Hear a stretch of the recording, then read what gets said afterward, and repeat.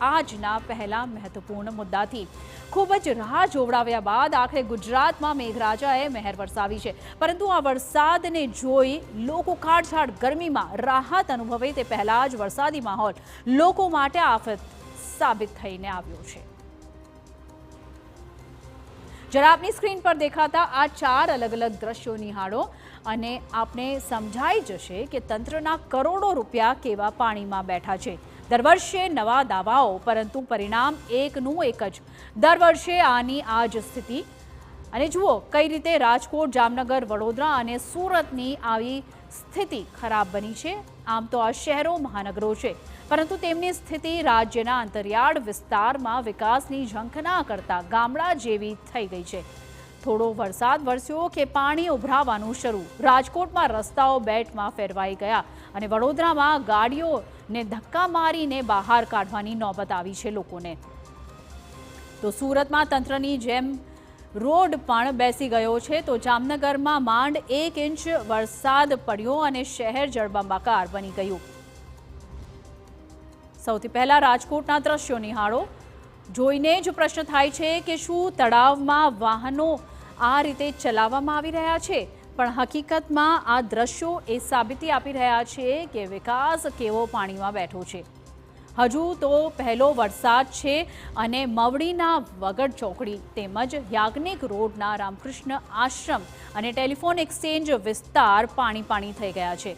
આ દ્રશ્યો જ તંત્રની પ્રી મોન્સૂન કામગીરીની પોલ ખોલી રહ્યા છે।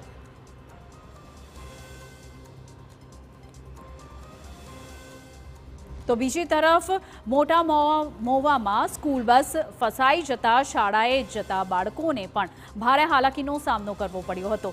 મુદ્દો એ છે કે જો પહેલા જ વરસાદમાં આ સ્થિતિ હોય તો આવનારા દિવસોમાં કેવી હાલત થશે। આ મામલે સ્થાનિકોમાં પણ ખૂબ જ આક્રોશ જોવા મળ્યો છે।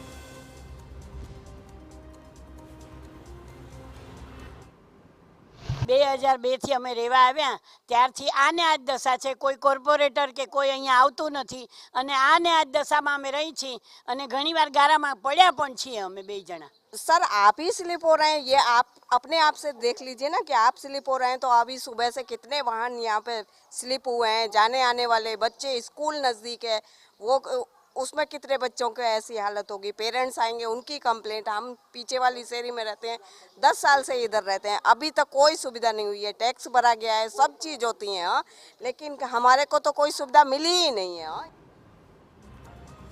સૌથી કપરી સ્થિતિ તો રાજકોટમાં જોવા મળી છે અને તમામ લોકોને ખૂબ વધારે અહીં હાલાકીનો સામનો કરવો પડી રહ્યો છે। અને સાથે જામનગરમાં પણ આવી જ કંઈ સ્થિતિ સર્જાઈ છે। જામનગરમાં વિકાસના લીરે લીરા ઉડાડતા દ્રશ્યો સામે આવ્યા છે અને ભારે વરસાદ પડતા કાલાવડના મુડિયા ગામમાં પુલ તૂટી પડ્યો હતો અને પુલ તૂટતા બાળકો ફસાયા હતા। જો કે તંત્ર તો કામે પહેલાં પણ ન હતું આવ્યું અને અત્યારે પણ નહીં, અને એટલે જ લોકોએ તંત્રને મદદ કરવાની તેની અપેક્ષા છોડી દીધી છે અને જાતે જ બાળકોનું રેસ્ક્યુ કર્યું।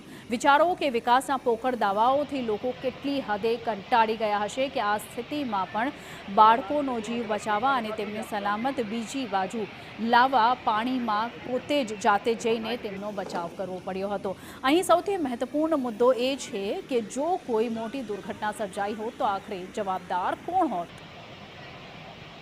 અને આ તરફ વાત કરીએ સુરતની, તો ત્યાં પણ આવી જ સ્થિતિ જોવા મળી। વરસાદ જાણે તંત્રની પોલ ખોલી રહ્યો હોય તેવા દ્રશ્યો સર્જાયા છે। પહેલા વરસાદમાં જ ગોડાદરા વિસ્તારના રોડનો એક ભાગ બેસી ગયો છે। હજુ તો સામાન્ય વરસાદ વરસ્યો છે અને રોડની હાલત શું છે તે તમારી નજરે જોઈ લો। મીડા સ્ક્વેરની સામે ભૂવા પડતા તંત્ર દોડતું થયું છે અને ભૂવાને કોર્ડન કરીને હાલ તો રસ્તા બંધ કરી દેવાયા છે।